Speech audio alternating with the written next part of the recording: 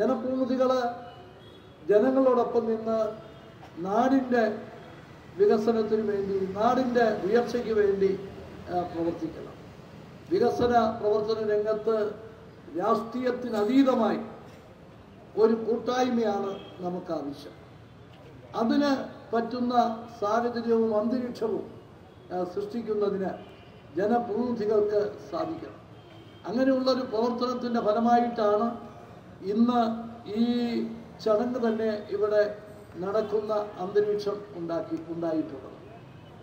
National highway അടക്കം ഉള്ള ഗതാഗത സൗകര്യങ്ങൾ, അതോടൊപ്പം തന്നെ മറ്റ് വിധത്തിലുള്ള അടിസ്ഥാന സൗകര്യങ്ങളുടെ വർധനവ്, ആ കാര്യങ്ങളിലെല്ലാം നിശ്ചയമായും മുനിസിപ്പാലിറ്റിയും MLAയും MP യും അതുപോലെ ശ്രീ തമ്പാനൂർ രവിയെപ്പോലുള്ള പൊതുപ്രവർത്തകരും നേതാക്കളും എല്ലാം ചേർന്നിട്ടുള്ള പ്രവർത്തനം വളരെ വേഗത്തിൽ ഈ നഗരത്തിൻ്റെ വളർച്ചയ്ക്ക്, ഈ സമീപ പ്രദേശങ്ങളുടെ വളർച്ചയ്ക്ക് ആക്കം കൂട്ടട്ടെ.